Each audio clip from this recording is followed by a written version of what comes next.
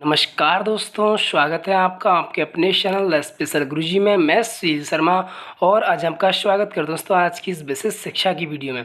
दोस्तों यह video related है आपके जो न्यू एडमिशन लेने वाले व्यक्ति हैं, बच्चे हैं, तो उनसे रिलेटेड है। तो उनके एडमिशन के लिए हेल्पफुल होने वाली ये क्लास मैं आपके सामने लेके आया हूँ।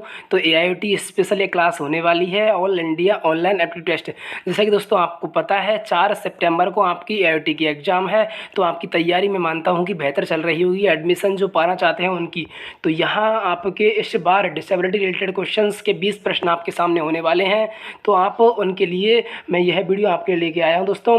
तो आपके स्पेशल एजुकेशन रिलेटेड ये क्वेश्चंस होने वाले हैं। तो बहुत ही अच्छे बार बार एग्जाम में आने वाले प्रश्न आपको इस वीडियो में देखने को मिलेंगे। तो ज़रूर वीडियो को एंड तक आपको वॉच करना है। और दोस्तों एक रिक्वेस्ट है, आप इस चैनल पर नए विजिट कर रहे हैं तो नीचे जाके सब्सक्राइब नाम के रेड आइकन बटन पर क्लिक करके अभी इस चैनल को सब्सक्राइब कर दें। और दोस्तों पास में बेल आइकन का बटन होगा ताकि जब भी मैं वीडियो अपलोड करूं सबसे पहले आपके पास वीडियो पहुंच जाए, तो इसलिए बेल आइकन को भी प्रेस कर दें। अब दोस्तों शुरुआत करते हैं आपके most special education related questions की। शुरुआत करते हैं दोस्तों एक एक प्रश्न से, उनके उत्तर वाइज। तो पहला आपके सामने प्रश्न दिया गया है, बहुविकलांगता का उदाहरण है। मल्टीपल डिसेबिलिटी का उदाहरण यहाँ कौन सा है? तो आपके यहाँ ऑप्शन दिए गए हैं।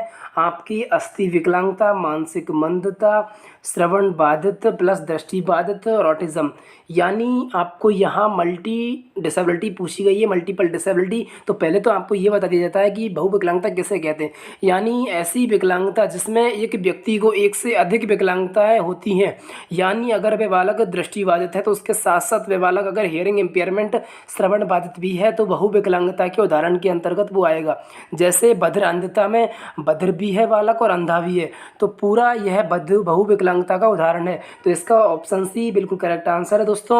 अस्थि विकलांगता जो होती है अपनी शारीरिक विकलांगता, हाथ पैरों से संबंधित जो विकलांगता होती है, और मानसिक मंदता होती है अपनी जो बुद्धि मानसिक से संबंधित जो भी अपनी कमी होती है, क्षति होती है, अक्षमता होती है, तो वो मानसिक मंदता के अंतर्गत आती है।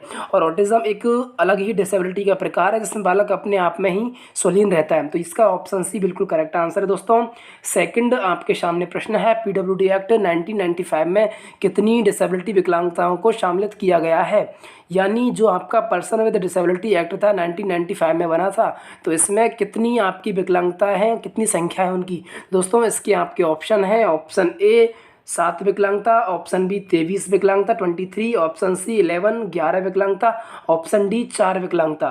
तो दोस्तों इसका ऑप्शन ए जो है 7 विकलांगताओं को इसमें सम्मिलित किया गया था PWD में।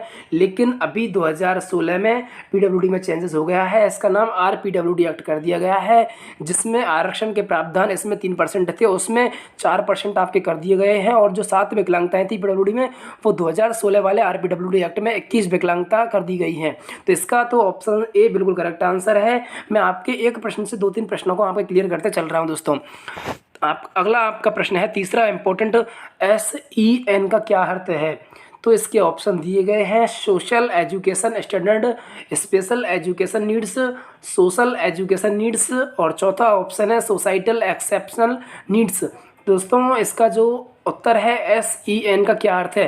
तो स्पेशल एजुकेशन नीड्स यानी जो विशेष आवश्यकता वाले बालक होते हैं वो SEN कहलाते हैं, या इनको अपन CWSN भी कह सकते हैं, यानी चिल्ड्रन विद स्पेशल नीड। तो ये आपको टर्म याद रखनी है, ऐसी ही टर्म आपके जो 20 प्रश्न होंगे उनमें देखी जाएंगी।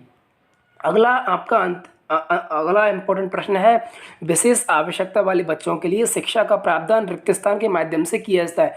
यानी इसमें केवल यह नहीं पूछा गया कि विशेष और नॉर्मल को दोनों को किसमें प्रावधान है शिक्षा का, लेकिन इसमें प्रश्न है आपका कि केवल और केवल विशेष आवश्यकता वाले बच्चों के लिए शिक्षा का प्रावधान किस के माध्यम से किया जाता है? तो दोस्तों इसका जो ऑप्शन दिए गए हैं, विशेष स्कूल यानी स्पेशल स्कूल, एकीकृत शिक्षा, समावेशी शिक्षा, और इनमें से कोई नहीं। तो दोस्तों इसका जो ऑप्शन ए है विशेष स्कूल बिल्कुल करेक्ट आंसर है। अगर आपकी केवल विशेष बालकों की बात आती है तो विशेष स्कूल उनके लिए शिक्षा का प्रावधान करता है, और अगर दोनों की बात आती है तो वहाँ समावेशी शिक्षा का प्रावधान होता है। समावेशी शिक्षा एक ऐसी शिक्षा होती है जिसमें विशेष आवश्यकता वाले और सामान्य आवश्यकता यानी कोई भी आवश्यकता उनको नहीं है, तो उन बालकों को दोनों को एक ही छत के नीचे एक साथ बैठाकर पढ़ाया जाता है, तो वो होती है आपकी समावेशी शिक्षा। तो इसका ऑप्शन ए विशेष स्कूल बिल्कुल इसका करेक्ट आंसर है दोस्तों।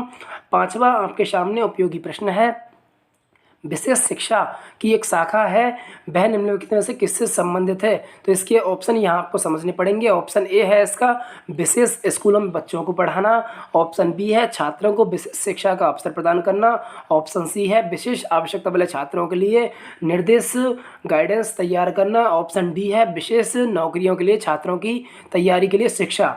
तो दोस्तों इसका जो ऑप्शन सी है बिल्कुल करेक्ट आंसर। दोस्तों विशेष आवश्यकता वाले जो छात्र हैं उनके लिए अगर अपन परामर्श देंगे, गाइडेंस उनको करेंगे, तभी जाके वो कुछ कर सकते हैं। तो इसका ऑप्शन सी बिल्कुल करेक्ट आंसर है।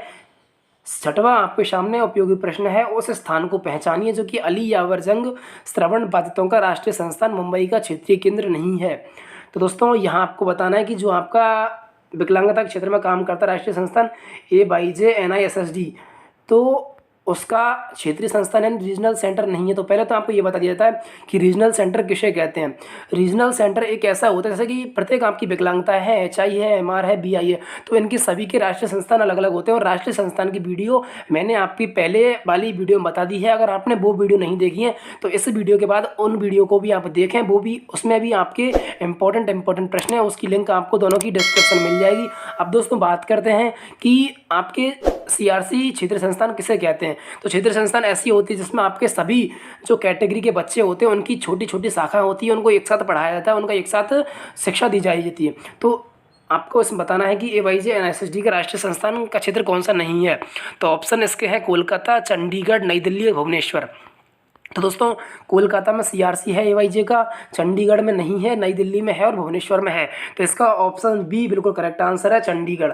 चंडीगढ़ में CRC नहीं है। तो ये है इसका उत्तर। अगला आपके सामने 7वां प्रश्न है, समावेशी शिक्षा शब्द का अर्थ है। इंक्लूसिव एजुकेशन का यहाँ आपको मीनिंग बतानी है कि समावेशी शिक्षा का अर्थ क्या है। इसके ऑप्शन है अनुसूचित जाति यानी शेड्यूल कास्ट, अनुसूचित जनजाति शेड्यूल ट्राइब के बच्चों की शिक्षा, ऑप्शन बी जनरल बच्चों के साथ साथ आपके हैंडीकैप विकलांग जो बच्चे होते हैं उनकी शिक्षा, ऑप्शन सी है बहुकक्षीय व्यवस्था में शिक्षा, ऑप्शन डी है अल्पसंख्यक समूह के बच्चों की शिक्षा। तो दोस्तों यहाँ आपको बिल्कुल कोई सोचना विचारना नहीं है कि समावेशी शिक्षा कार्य करती है आपके सामान्य बच्चों के साथ साथ विकलांग बच्चों की शिक्षा। मैंने आपको पहले ही वाले प्रश्न बता दिए। तो इसका ऑप्शन बी बिल्कुल करेक्ट आंसर है। अगला आपके सामने 8वां प्रश्न है कि एक छात्र को मेज पर रखी पुस्तक पढ़ने में कठिनाई महसूस होती है लेकिन वह ब्लैक बोर्ड पर लिखे शब्दों को ठीक से पढ़ लेता है, तो वह पीड़ित है। यानी एक छात्र है, वो पास ही में रखी कोई मेज है, उस पर पुस्तक रखी और वो पढ़ने में कठिनाई महसूस करता है, लेकिन दूर कोई ब्लैक बोर्ड है और उसको पढ़ लेता है। तो यानी वह दूर की वस्तु को साफ देख पाता है और निकट की वस्तु को नहीं देख पाता है। तो दोस्तों यहाँ जो बालक है आपका दूरदृष्टि दोष से पीड़ित होगा, क्योंकि ये आपके जो दोष होते हैं BI वाले, ये आपके उल्टे वर्क करते हैं। जैसा कि अगर आपका निकट दृष्टि दोष है तो आपको निकट की वस्तु तो दिखेगी, दूर की नहीं दिखेगी, और अगर आपको दूरदृष्टि दोष है तो आपको दूर की वस्तु दिखेगी, निकट की नहीं दिखेगी। तो यहाँ आपको निकट की नहीं दिख रही है, तो इसका ऑप्शन ए बिल्कुल करेक्ट आंसर है, दूरदृष्टि दोष इसका बिल्कुल करेक्ट आंसर। दोस्तों अगला आपके सामने प्रश्न है 9वां, संसद में पारित भारतीय पुनर्वास परिषद RCI rehabilitation council of India act 1992 रिक्त स्थान के क्षेत्र में जनशक्ति विकास कार्यक्रमों को नियमित करने के लिए बनाया गया था। तो यहाँ आपको बताना कि RCI एक्ट किन रीजनों की वजह से बनाया गया था। तो इसके ऑप्शन है अनाथों के लिए शिक्षा, ऑप्शन बी है विशेष आवश्यकता वाले व्यक्तियों के लिए शिक्षा, ऑप्शन सी है अपराधियों के लिए शिक्षा, ऑप्शन डी है आदिवासियों के लिए शिक्षा। तो जो आपका RCI 1992 एक्ट जो बना था वो आपके ऑप्शन बी विशेष आवश्यकता वाले जो बालक थे उनकी शिक्षा के लिए बनाया गया था। केवल और केवल जो आपके स्पेशल नीड्स जो बच्चे होते हैं उनको समर्पित राष्ट्रीय संस्थान है ये आपका। अगला आपके सामने 10वां प्रश्न है कि एक विषम और मिश्रित क्षमता कक्ष में एक शिक्षक को क्या चाहिए। तो रिक्त स्थान यहाँ आपको बताना है कि सभी के लिए एक प्रकार का शिक्षण नियोजित करना, ऑप्शन बी है विभिन्न शिक्षण अधिगम विधियों का उपयोग करना, ऑप्शन सी है कई परीक्षणों का संचालन करना चाहिए, ऑप्शन डी है शिक्षक निर्देशित शिक्षक को नियोजित करना चाहिए। तो यहाँ आपके पूछे हैं कि एक विषम और मिश्रित क्षमता कक्ष में शिक्षक को क्या करना चाहिए, क्योंकि अगर आपके एक ही कक्षा में स्पेशल बालक CWSN पढ़ रहे हैं और नॉर्मल बालक पढ़ रहे हैं तो शिक्षक को क्या करना चाहिए। तो इसका ऑप्शन बी जो है विभिन्न शिक्षण TLM सामग्रियों का उपयोग करना चाहिए, शिक्षण अधिगम सामग्रियों का उपयोग करना चाहिए। तो इसका ऑप्शन बी बिल्कुल करेक्ट आंसर, क्योंकि अगर स्पेशल बालक है, अगर आप उनको TLM नहीं दिखाएंगे तो वो क्या सीख पाएगा। अगर आप मुंह जबानी बोलेंगे तो वो सुन नहीं पाएंगे, अगर आप उनको TLM दिखाएंगे तभी जाके वो कुछ सीख पाएंगे। तो दोनों तरह से शिक्षण अधिगम विधियों का उपयोग करना चाहिए हर आपके डिसेबल्ड बालकों के लिए।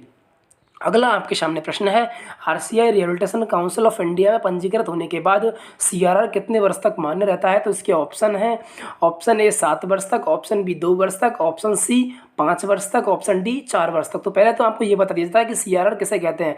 तो सीआरआर होता है आपका एक रजिस्ट्रेशन होता है आरसीआई में, डिग्री डिप्लोमा लेने के बाद आपको ये कराना पड़ता है। तो इसी को कराने के बाद ही आप कोई प्राइवेट राष्ट्रीय संस्थान में या प्राइवेट कोई जॉब कर सकते हैं, गवर्नमेंट जॉब कर सकते हैं। इसी के बाद अगर आपने ये नहीं लिया है तो आपकी कोई गिनती नहीं होगी पुनर्वास पेशेवरों में।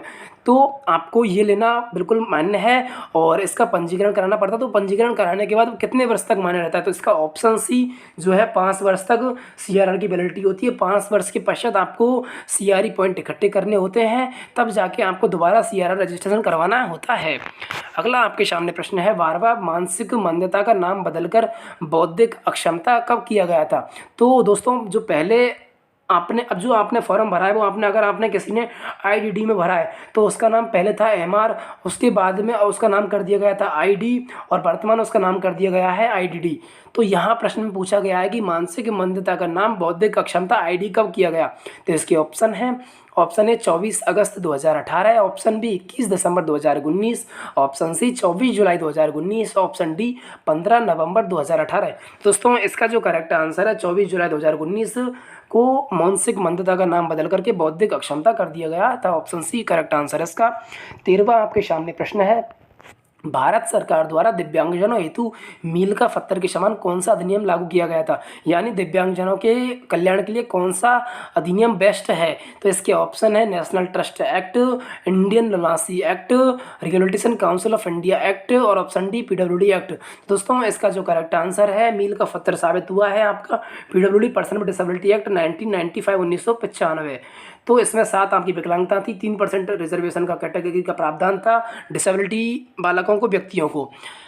14वां आपके सामने प्रश्न है कि स्पष्ट दृष्टि की न्यूनतम परास है, यानी अगर आपके आंखों के सामने कितनी नज़दीक दूरी पर, न्यूनतम दूरी पर कोई वस्तु रखी जाएगी साफ उस वस्तु को आप पढ़ सकते हैं। तो इसके ऑप्शन है 100 centimetre, option B 50 centimetre, option C 25 centimetre और ऑप्शन डी 10 सेंटीमीटर। दोस्तों स्पष्ट दूरी की न्यूनतम परास आपकी होती है 25 सेंटीमीटर। अगर आपकी कोई भी वस्तु 25 सेंटीमीटर जैसे यहाँ है, अगर आप इसे नज़दीक रखें तो नहीं दिख पाएगी, और अगर किसी को निकट दृष्टि दोष है तो दूर की वस्तु भी नहीं दिख पाएगी। अगला आपके सामने प्रश्न है, मानव शरीर में कितने गुणसूत्र होते हैं। तो इसके ऑप्शन है 23 गुणसूत्र, ऑप्शन बी है 22 जोड़ी गुणसूत्र, ऑप्शन सी है 46 जोड़ी गुणसूत्र, ऑप्शन डी है 46 गुणसूत्र। दोस्तों मैं इस प्रश्न को आपके लिए छोड़ रहा हूँ, आप इसे कमेंट में कमेंट करके हमें बताएं और आप ये भी बताएं कि आपको ये वीडियो कैसी लगी, प्रश्न कैसे लगे। अब दोस्तों बात करते हैं, आप इस पीडीएफ को पाना चाहते हैं तो टेलीग्राम लिंक को ज्वाइन कर लीजिए, टेलीग्राम चैनल को, उसकी लिंक आपको इसी वीडियो के नीचे डिस्क्रिप्शन बॉक्स में मिल जाएगी। और दोस्तों यूट्यूब चैनल को भी सब्सक्राइब करना न भूलें, क्योंकि आपके लिए हम इतनी मेहनत करते हैं तो आपका एक लाइक और एक सब्सक्राइब मोटिवेट करता है आगे ही वीडियो बनाने के लिए। दोस्तों अगर आप सब्सक्राइब करेंगे तो आपके लिए हमें वीडियो लेके आऊँगा 4 सितंबर तक आपकी तैयारी अच्छी करवाने के लिए। दोस्तों यदि आज की वीडियो अगर आपको वीडियो को लाइक करें और वीडियो को शेयर करना न भूलें। धन्यवाद दोस्तों।